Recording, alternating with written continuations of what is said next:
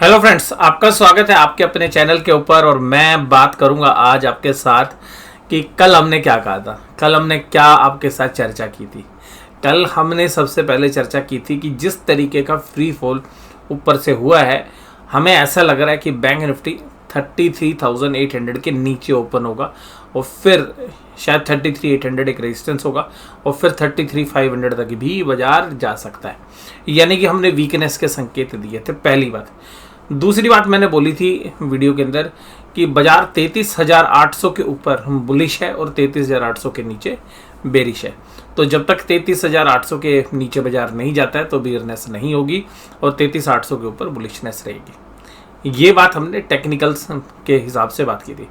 लेकिन इन दोनों के बाद एक घटना रात को घट गई और जो कि हमारे लिए बहुत ही फेवरेबल थी, और वो फेवरेबल थी ब्रेंट क्रूड का प्राइस इंटरनेशनल मार्केट में $10 रिड्यूस हो गया, तकरीबन 10% के आसपास। ये इतना बड़ा पॉजिटिव है हमारी इकोनॉमी के लिए, जिसका रिएक्शन आज आपने हमारे बाजारों में देखा। तो ये सुबह हमें एहसास हो गया था जब बाजार ओपन हुए तो 800 तक तो फिर बाजार जाने ही नहीं थे, तो बाजार की ओपनिंग भी स्ट्रॉन्ग हुई। और इवन जो है बाकी एशियन मार्केट्स जो हमारे एक्शन पे पीएस हैं वो सब कमज़ोर थे, लेकिन उसके बावजूद भी ये न्यूज़ हमारे लिए काफ़ी बड़ी पॉजिटिव थी। और फिर पेंट कंपनीज़ के लिए और ऑयल मार्केटिंग कंपनीज़ के लिए और फिर इन्फ्लेशनरी प्रेशर्स के एंगल से, सब एंगल से हमारे जो रेट ऑफ इंटरेस्ट बढ़े हैं, उन सब पैरामीटर से अगर हम देखें तो हमारे लिए ये सबसे बढ़िया सिचुएशन थी। अब इस बढ़िया सिचुएशन की वजह से आज जो हमने एनालिसिस कल आपके साथ किया था उसका रेलेवेंस ही जो है ख़त्म हो गया, क्योंकि कोई बहुत बड़ी न्यूज़ पॉजिटिव या नेगेटिव होती है तो एनालिसिस का जो इम्पैक्ट है वो ख़त्म हो जाता है। तो एक्सेप्शनली कल का जो एनालिसिस है वो इस ब्रेंट क्रूड के प्राइस जब हमने $10 देखे सुबह कि भाई $10 है, तो फिर हमें समझ में आ गई कि भाई आज बाजार अलग तरीके से रिएक्ट करेंगे। हालांकि अभी भी जो सेटअप बना हुआ था, और फिर बात क्या होती है कि जो फंसे हुए लोग होते हैं उस साइड पे बाजार थोड़ा सा ज़्यादा भी चलता है। तो अभी ये जो चीज़ें हैं ये आपकी, हम कह सकते हैं कि भाई अभी और पॉजिटिव आ रहा है। तो बाजार अब 33,800 एक बेस बना लिया है। तो अब हमें लगता है कि कल के लिए भी अब जो 33,800 है वो बेस है और उसके हिसाब से एक रेंज बाउंड ट्रेड ही हम एक्सपेक्ट कर रहे हैं। और रेंज बाउंड ऐसा है कि 200 से 300 पॉइंट किसी भी साइड में। और एक चर्चा और हमने की थी 2-3 दिन पहले कि जो ऊपर वाला रेंज है, जो बाजार बहुत वीक थे, तो मैंने कहा था कि अगर 33,300 पार हो गया तो 34,300 पार हो गया तो 34,800 तक भी बाजार जा सकते हैं। तो अब अगर ब्रेंट क्रूड के प्राइस और सॉफ्ट होते हैं, इंटरनेशनल माहौल और ठीक होता है, तो हो सकता है कि आपको कल नहीं तो आने वाले हफ्तों के दौरान वो भाव भी आपको दिख सकते हैं। और कल की पोजीशंस देखिएगा, मैं रेंज बाउंड है। फिर एक बार जो प्लेयर्स हैं जिन्होंने हफ्ते की पोजीशंस बनाई हैं तो वो शायद दोपहर तक, जब तक ऑप्शंस के प्रीमियम काफ़ी बड़ी वैल्यू में रहते हैं, तो दोपहर 2-2:30 बजे तक बाजार को एक तरीके से एक रेंज में रखने की जो है कोशिश करेंगे। उसके बाद बाजार में जिस साइड पोजीशंस बनी होंगी उधर जो है हीरो और जीरो वाले ट्रेड्स जो है मूव करा सकते हैं बाजार को। तो ये है बाजार के बारे में, कल के बारे में राय। तो आज का ये जो पॉजिटिव था हमारे लिए, तो उसी का असर आपने देखा कि आज निफ्टी ने 16,000 का दायरा भी छुआ और कल भी छुआ था, लेकिन कल फंडामेंटल साथ नहीं थे, आज फंडामेंटल साथ हो गए। तो ऊपरी लेवल पर सेलिंग प्रेशर ना आकर बल्कि आज शॉर्ट कवरिंग हो गई। तो यहाँ पर एक बाजार में कॉन्फिडेंस आया और बाजार नीचे से काफ़ी शॉर्ट कवरिंग कर चुके हैं। अब ये क्रूड ऑयल के प्राइस भी $2-3 और टूट गए हैं, तो हो सकता है कि अभी थोड़ा सा पॉइंट और भी यहाँ पर उसको जो 15,800 जो है अभी भी एक मेजर हम बेस मानेंगे निफ्टी के अंदर। और बैंक निफ्टी में भी 33,800, जो मैं पहले आपके साथ बात करता था कि भाई जब तक इन लेवल्स के ऊपर जो है रेजिस्टेंस रहेगा, और बार बार इन लेवल्स ने रेजिस्टेंस भी दिए जब हम टेक्निकल पुल बैक की बात करते थे, अब उनके ऊपर बाजार है। तो अब ये जो है दोनों सपोर्ट का काम करते हुए नजर आएंगे। तो इंटरनेशनली कोई देखिएगा कोई बहुत बड़ी नेगेटिव आ जाए तो हो सकता है कि आपको नेगेटिव असर भी देखने के लिए मिले, क्योंकि आज फेड की मिनट्स हैं। और अगर डाउ जोन्स में कोई बहुत बड़ा फॉल अगर आपको शाम को देखने के लिए मिले तो फिर ये जो मैं अब आज आपके साथ एनालिसिस कर रहा हूँ, फिर इसका सिग्निफिकेंस बदल सकता है अगर ऐसा होता है। तो और अभी हालांकि दोनों जो है एक रेंज के अंदर ही काम कर रहे हैं, और हम भी उम्मीद करते हैं कि 15,800 का लेवल था, क्योंकि बहुत लोगों ने ना जबरदस्त तरीके से शॉर्ट मार दिया था, मीडिया में इतनी खबरें थी, ये हो गया वो हो गया, तो शायद वो जो शॉर्ट कवरिंग है वो बाजार को भी थोड़ा और भी चला सकती है। बट इसका कतई मतलब नहीं है कि हम जो है बहुत सॉलिड वाले सिचुएशंस में आ गए हैं। हालांकि जो ब्रेंट क्रूड के प्राइस अगर सॉफ्ट रहेंगे लंबे समय में, यानी कि तकरीबन 10-15-20 दिन तक अगर यहीं $100 के आसपास या इसके नीचे रहेंगे, तो फिर हमारे बाजार और भी अच्छा रिएक्ट कर सकते हैं। तो अभी तो हम इसको as a short covering rally ही मान रहे हैं, और शॉर्ट कवरिंग रैली के हिसाब से हमें ऐसा लग रहा था कि जो शॉर्ट कवरिंग रैली है वो कल कंप्लीट हो गई, और उसके बाद सेल ऑफ आ गया था सेकंड पार्ट में जो एज एक्सपेक्टेड जिस तरीके से था। लेकिन ये जो ब्रेंट क्रूड की न्यूज़ की वजह से अब माहौल थोड़ा सा पॉजिटिव हो गया है, तो अब हम ये उम्मीद कर रहे हैं कि एक रेंज में ही बाजार जो है बिताए कल, और ऐसा हो सकता है कि निफ्टी के अंदर 16,000 का जो स्टार्डल है वो शायद कल एक्टिव हो जाए, और 16,000 की कॉल और पुट, तो 16,000 के आसपास ही बाजार को रोकने की कोशिश करें दोनों साइड्स के प्लेयर्स। और अगर गैप की बात करें तो अभी भी निफ्टी में थोड़ा सा गैप बचा हुआ है, बैंक निफ्टी ने तो वो गैप फुल कर लिया है। तो अब ये जो दायरा है ये भी ये कहता है कि 16,200 तक भी बाजार हो सकता है कि कल ना जाए, लेकिन आने वाले हफ्तों के दौरान हाँ, या इसी हफ्ते के अंत तक, यानी कि शुक्रवार भी बचा हुआ है, हो सकता है कि 16,100 16,200 तक भी बाजार एक बार टेस्टिंग कर दे। और उसके बाद फिर बाजार देखेंगे कि फिर बाजार क्योंकि जिस तरीके से पहले पुल बैक दिया था, फिर नीचे आके यहाँ से पुल बैक आके इधर आएगा या ऊपर जाएगा, तो अभी थोड़ा सा स्कोप अभी है गैप के अंदर भी निफ्टी की। और देखिए कि जब यहाँ थे मैं आपको तभी से बोल रहा हूँ कि पुल बैक होगा पुल बैक होगा, और पुल बैक हम यही उम्मीद कर रहे थे कि यार कल वाला पुल बैक खत्म, और अब ये पॉजिटिव न्यूज़ आ गई, तो हो सकता है कि आपको ये वाला गैप भी फिल करने के लिए मिले। ये देखना पड़ेगा, मैं इसमें बिल्कुल श्योर नहीं हूँ कि भाई करेगा ही करेगा, क्योंकि कल वीकली एक्सपायरी है। वीकली एक्सपायरी में दोनों साइड जो है ना प्लेयर सौदे मारेंगे, तो ऊपरी के लेवल्स पे सेलिंग भी आने के पूरे चांसेस हैं, निचले लेवल्स पे बाइंग आने के भी पूरे चांस हैं, और बीच में बाजार को सेटल करने में क्या होता है, ऑप्शन सेलर्स का सबसे बड़ा फायदा होता है कि ना बहुत बड़ी मूवमेंट हो तेजी में ना मंदी में, क्योंकि दोनों साइड लोग कॉल या पुट लिख के रख बैठते हैं। बजाज फाइनेंस कल भी तेज था, आज भी तेज है, और आज HDFC बैंक ने बड़ी अच्छी जान दिखाई, बजाज फिनसर्व, HUL और इन्फोसिस। और देखिएगा हमने जहाँ पे आपके साथ बात की थी HDFC बैंक में, वहाँ से अच्छा पुल बैक हो गया। और आज एक और अच्छी बात रही कि कोटक महिंद्रा बैंक के अंदर भी जब निचले प्राइस पे शेयर्स गया था, तब हमने कहा था कि इसमें एक अच्छा बेस बन रहा है यहाँ पे, क्योंकि बहुत ओवरसोल्ड वहाँ पे हो गया था। तो वहाँ से तकरीबन 70-80 रुपये की चाल जो है कोटक महिंद्रा बैंक में भी आ चुकी है। तो अगर आपने किसी ने पोजीशंस ले रखी हैं तो आप अपनी पोजीशंस को जो है स्क्वायर ऑफ कर सकते हैं। मेरी जो भी पोजीशंस थी मैंने स्क्वायर ऑफ कर ली हैं। तो Reliance, ONGC, HDFC life, power grid corporation और लार्सन, यहाँ पे जो है गिरावट थी।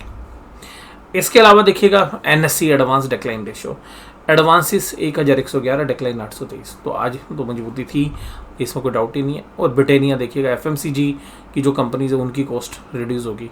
बजाज फाइनेंस भाई रेट ऑफ इंटरेस्ट पे बर्डन कम आ सकता है, ये इनके लिए पॉजिटिव था। हिंदुस्तान लीवर, फिर FMCG, गाड़ियाँ अगर तेल सस्ता होगा तो गाड़ियाँ सस्ते में चलेगी, आइचर मोटर, सिमिलर लाइन पे हीरो मोटोकॉर्प्स। पेंट कंपनीज का बेसिक रॉ मटेरियल्स जो है ब्रेंट क्रूड के जो डेरिवेटिव्स हैं उनसे आता है, या जो नाइमैक्स है।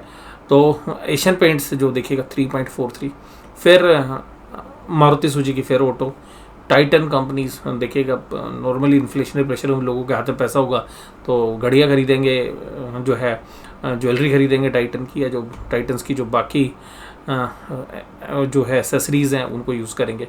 टाटा कंज्यूमर प्रोडक्ट, फिर FMCG, भारत पेट्रोलियम, मैंने बोला कि oil marketing company, Shri cement की कॉस्ट कम हो जाएगी भाई, अगर ट्रांसपोर्टेशन काफ़ी इम्पैक्ट करता है सीमेंट बिजनेस के अंदर। और कोटक महिंद्रा बैंक, फिर वही रेट ऑफ इंटरेस्ट, इन सब के ऊपर इम्पैक्ट था। लेकिन जो रिफाइनरी मार्जिन्स हैं जिन कंपनीज का, उनके ऊपर इम्पैक्ट नेगेटिव था, तो ONGC के ऊपर नेगेटिव था। HDFC लाइफ, हालांकि इस पर कोई डायरेक्टली कोई रिलेशन नहीं है बट नेगेटिव था।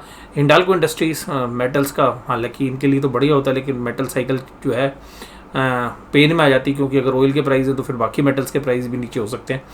पावर ग्रिड के अंदर इसका कोई रेलेवेंस नहीं है इसके साथ। रिलायंस इंडस्ट्रीज, रिफाइनरी मार्जिन हो सकता है। NTPC के लिए हालांकि पॉजिटिव थी, क्योंकि अगर एक फ्यूल के प्राइस घटते हैं तो बाकी जो एनर्जीज हैं उनके भी घटते हैं, बट फिर भी माइनस था। तो इस तरीके से जो है शेयर्स प्राइस ने इम्पैक्ट किया। निफ्टी बैंक पॉजिटिवली 508 पॉइंट, कल भी देखिएगा इन्हीं दायरों से बाजार वापस गया था, लेकिन आज दोबारा से आके कल जो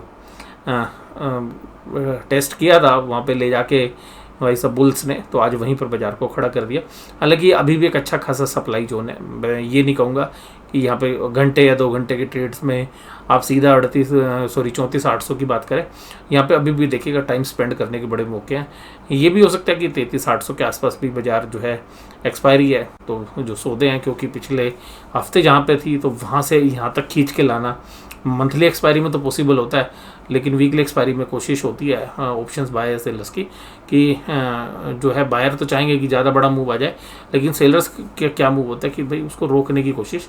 तो अभी क्योंकि कल एक्सपायरी में तो सेटल करना है, अभी तो M2M ही चल रहा है, तो एक बार ऊपर से जो है सेलिंग प्रेशर्स भी देखने के लिए मिलना चाहिए। तो इसलिए हमें लगता है कि दोनों साइड में रेंज आएगी, ऊपर जाएगा तो फिर सेलिंग आएगी, नीचे जाएगी तो बाइंग आएगी। तो हो सकता है 34,000 और 34,000 के आसपास जो है सबसे बेस्ट जो एक्सपायरी हमें लगता है कि निफ्टी बैंक की 34,000 के आसपास होनी चाहिए। लेकिन फिर भी क्योंकि ब्रेंट क्रूड की जो न्यूज़ है या जो बाकी जो इम्पैक्ट है वो, क्योंकि अभी हम इंटरनेशनल मार्केट से कोरिलेट कर रहे हैं, हालांकि 1-2 दिन से हम जो है डाउ जोन्स के साथ कोरिलेट नहीं कर रहे हैं, लेकिन फिर भी क्या होता है देर सवेर हम कोरिलेट करते हैं, तो इंटरनेशनली भी हमें थोड़ा सा देखना पड़ेगा। लेकिन ब्रेंट क्रूड का जो असर था वो आज मुझे लगता है कि बाजार के अंदर पॉजिटिव था। इसके अलावा देखिएगा यहाँ पे निफ्टी बैंक के अंदर बिल्कुल गैप फिल हो गया है, तो यहाँ पे निफ्टी बैंक में एक और भी चांसेस है कि भाई आप जहाँ से आपने गैप बना के डाउनफॉल दिया था उसको आपने फिल कर दिया, तो यहाँ पर भी एक रीजंस है वैसे भी रेजिस्टेंस का, तो ये एक रेजिस्टेंस का एरिया इसलिए भी जो है बनता है। और यहाँ पर नई तेज़ी के लिए हम ये उम्मीद करते हैं कि भाई अगर बाजार 33,400 के ऊपर कम से कम आधा घंटा जब ट्रेड कर ले, उसके बाद आधे से भी 1 घंटे के बीच में, तभी हम मान सकते हैं कि कोई तेज़ी बनती है, वो भी 34,800 तक और उससे ज़्यादा नहीं। और अगर नीचे की तरफ अगर हम देखेंगे तो यही है कि जब बाजार उल्टा दोबारा से टूटना शुरू हो तो 34,200 के नीचे अगर बाजार आता है तो फिर हो सकता है कि 34,000 तक बाजार या फिर 33,800 तक भी आ सकता है।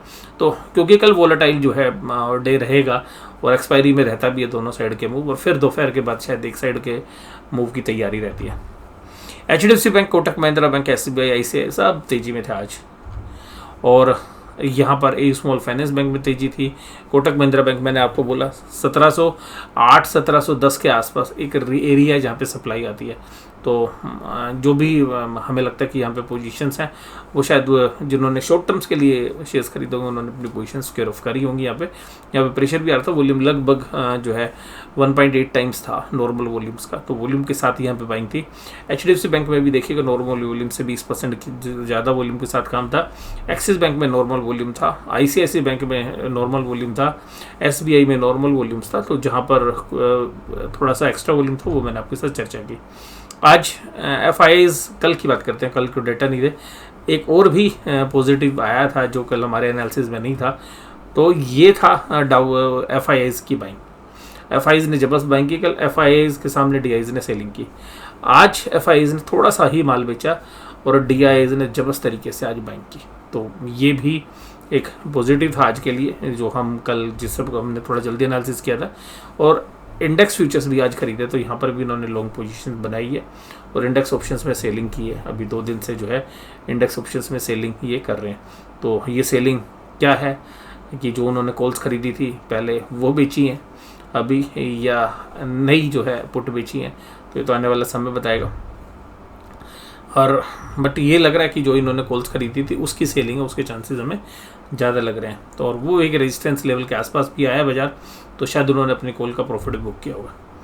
इसके बाद अगर हम देखें तो स्टॉक फ्यूचर्स में भी बाइंग कर रहे हैं, तो अब FIIs के डेटा जो पिछले महीनों में जितने कमज़ोर थे अब वो रिवर्स होते हुए नजर आ रहे हैं। अब FIIs के डेटा कमज़ोर नहीं है, अब FIIs दोबारा से बाइंग में लौट गए हैं, स्टॉक फ्यूचर्स में भी और साथ में इंडेक्स फ्यूचर्स के अंदर भी, और कैश में सेलिंग कम हो गई है, तो ये अल्टीमेटली एक पॉजिटिव वैसे भी ओवरऑल बाज़ारों के लिए है। बट ऐसी स्थिति में क्या होता है कि जब बाजार थोड़ा सा ऊपर चलने लगते हैं कैश मार्केट में, तो हमारे DIIs क्योंकि उन्होंने बहुत नीचे से माल लिया हुआ है, तो जिन जिन शेयर्स में उनके प्रॉफिट होता है तो वहाँ से प्रॉफिट बुकिंग आनी शुरू होती है। तो अब FIIs अगर बाई करने के लिए आते हैं तो DIIs के कंधों पर बोझ कम हो जाएगा और DIIs थोड़ा सा अपनी पोजीशंस को लिक्विड करते हुए नज़र आ सकते हैं। और या ये भी हो सकता है कि DIIs अभी क्या माल देंगे नहीं, हम भैया आजा ऊपर आके लेगा, बट ऐसी परिस्थिति नहीं है अभी कि जो है इतना फेवरेबल इन्वायरमेंट नहीं है अभी इंटरनेशनली कि जो है बहुत बाज़ार अभी चले, लेकिन बाज़ार में देखिए बहुत ओवर सोल्ड हो गया था। तो ओवर सोल्ड के बाद एक रिकवरी जो है एंटिसिपेट कर रहे थे, अभी हो सकता है कि थोड़ी सी और फॉलो अप बाइंग मिले। फिर फंडामेंटल्स इंप्रूव हो गए, क्योंकि एक फंडामेंटल देखिएगा, एक बड़ा फंडामेंटल हमारे लिए इंप्रूव हुआ है, वो है ब्रेंट क्रूड के प्राइस, या जो क्रूड ऑयल के प्राइस हमारे लिए, मैंने आपको बोला शुरू से, हमारी जो महंगाई है वो क्रूड से रिलेटेड है। क्रूड के प्राइस सस्ते हो जाएंगे, हमारी महंगाई ठीक हो जाएगी। और अब देखिएगा इंटरनेशनली रेट ऑफ इंटरेस्ट बढ़ रहे हैं, तो वास्तव में कमोडिटी प्राइसेस के ऊपर उसका नेगेटिव असर है। तो जो पिछले साल जो रैली थी वो सब सारी कमोडिटीज़ महंगी हो रही थी, तो कमोडिटीज़ अगर कंट्रोल में आएंगी तो फिर महंगाई भी कंट्रोल में आने के चांसेस रहते हैं। तो ये हमारे लिए थोड़ा पॉजिटिव था, इसीलिए मुझे लगता है कि हमारे बाजार आज पॉजिटिव रिएक्ट करते हुए नजर आए। और फिर देखिएगा पुट कॉल रेशियो दोबारा से कॉन्फिडेंस दिखा रही है, पुट कॉल रेशियो 1 के ऊपर चली गई है, तो ये भी आपको रेंज बाउंड की ट्रेड की तरफ ही अवगत करा रही है। डाउ जोन्स अभी मैं जब अभी आपके साथ रिकॉर्ड कर रहा था तब की फिगर्स हैं, मैं भी आपको लेटेस्ट फिगर्स बता देता हूँ कि डाउ जोन्स अभी कहाँ ट्रेड कर रहा है।